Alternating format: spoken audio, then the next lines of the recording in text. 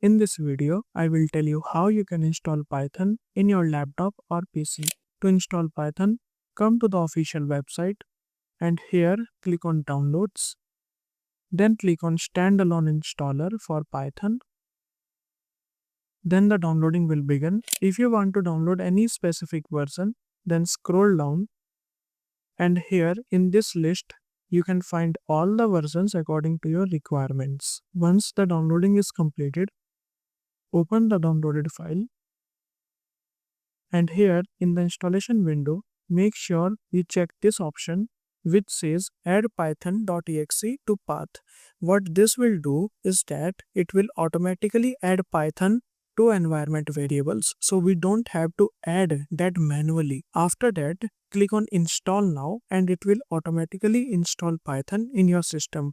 I am not clicking because my Python is already installed. So that's all how you can install Python in your laptop or PC. If you have any doubts, please write them in the comments. I will reply to each and every one. I hope you found this video helpful. If you found helpful, please like the video and subscribe to the channel because this is the second part of the complete Python course on my channel. Thanks for watching and I will see you in the next tutorial.